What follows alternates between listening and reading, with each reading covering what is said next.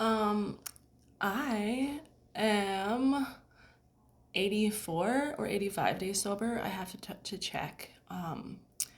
And since 2022, on and off, I have been like in and out of recovery programs. They say it takes an average of like 7 times to get it. I'm at that point now. I'm around, this is my seventh time actually going to a treatment program.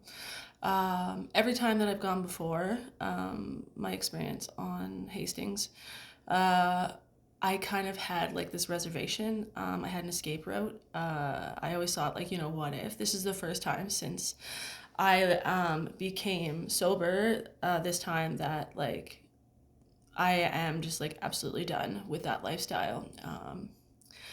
I went through a really traumatic experience. I'm a survivor of Hastings. That's kind of like what my whole thing is. Um, I try to show people that there's proof, like, it's people can get better. People can leave the worst situations, and you should never lose hope on anyone. There was a point where I thought I was going to like not be alive anymore. And that was the end of my life, and I was going to die out there. But it just didn't end up that way. Like, my will to live and my desire to do something with my life was stronger than living out on the streets. I didn't fit in. It was a miserable 13 months. Like, it wasn't good. But like, I had to fail at being terrible in order to like realize that I had, that I was more valuable than I gave myself credit for. Um, One of the things that I struggled with is after I left treatment for the first time, like, so 10 years I spent being alone. I told myself that I thrived being alone, that I was an introvert, and that I did not enjoy people's company. But the fact is, I was praying for friends. I was praying to be around people. And I got to the point where I was so dependent on external validation that I would rather be around people that I didn't like than be alone. So I had to like relearn how to enjoy my own company. And this woman, she had a video that I watched earlier today, and she says, like, I am the longest relationship that I'm ever going to be in, and I have to learn how to love myself if I'm going to get through this experience called life, which is absolutely true. Which means, like, lately I have been on a mission to enjoy my company and just be okay with being by myself. And I've noticed lately that because I have learned to love myself and be okay with looking in the mirror and like truthfully saying that I love you and meaning it, that I've been wanting to spend more time with myself alone, and I've been okay with silence. I've been okay with my thoughts. I've been not trying to escape them like I used to. I think they call it shadow work, but like, when you have a dark thought, asking yourself why you're having that thought instead of running away from it. I think that's a very common thing that we do in our 20s and early 30s. But I'm 38 years old in 10 more days. My birthday's in 10 days. I'll be 38. So, like, I'm getting close to my 40s. And, like, I don't want to go into my 40s suffering and not liking who I am as a person. I think that that's kind of like part of the process, right? Is like learning to accept who we are and being able to live with ourselves for the rest of our lives. Because I can't escape myself. That's one thing I learned, is it didn't matter where I went, I always was following me. Like, I couldn't escape my mind. And I had to learn how to deal with my mind and had to like conquer the negative thoughts that I was having, how to like deprogram the way that I was spoken to, and my internal messages.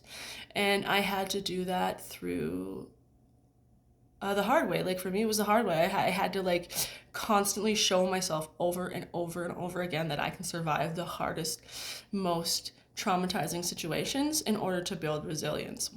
I don't wish that on anybody, even my worst enemy. I can confidently say today that I value the person that I am. I can look in the mirror and say that I love myself, and I like myself as well too. Not only do I like being in my own company. I like the person that I am today. I am okay with the thoughts that go through my head. I do not talk poorly about myself at all. And if I have a negative thought that goes through my head, I sit down and I question it immediately and I reframe it like, why am I having this thought? How can I say it in a way that's more positive so that I can get through this scenario and come out at the end with positive feelings? Like just realistically, like contributing it to the human experience. Do you know what I mean? So yeah. And today I finished my program. I am just so grateful that on the 17th of November, I said enough is enough. And I went and I got help.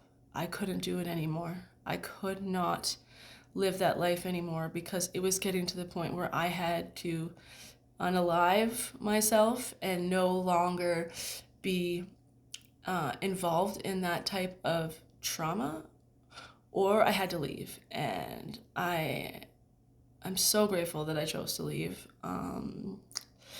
My ex, I spoke to him a couple of days ago, like probably about a month ago. No, I'd say like 2 weeks ago, before I actually I blocked him. And if I was to stay in Vancouver, I never would have had the strength to block him because people just choose to live in these violent, toxic cycles out there. And when he was constantly putting me down, like I thought maybe if I went and got better that he would talk nicer about me, but it didn't matter what I did, he was still going to put me down.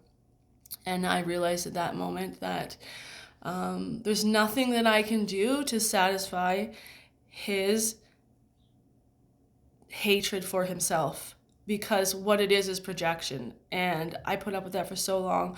I thought I could fix him, but that's something that he has to do on his own. It's outside of my control, and I'm okay with that. I'm just grateful that I get to work on myself. I get to because I lived, and getting to, like I said, is a privilege denied to many. So thank you for listening. If you're going through the same thing, if you're struggling with addiction, there are people out there that want you to get better. There are people who are willing to help you. Reach out. I'm willing to help in any way that I can. I live in Calgary, so if you're in that area, please know that like you have somebody who will listen to you, somebody who will help you, and somebody that can talk to you about what got them through. For me, like I'll tell you what happened, like what I did. So I'll do the best that I can with what I got, right? So thank you for listening. I appreciate everything.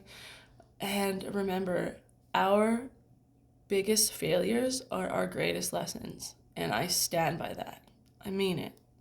I had to fail at failing to succeed. If you understand what that means. I had to suck at sucking to succeed. So I'll leave you with that. Please reach out if you need anything. Thank you.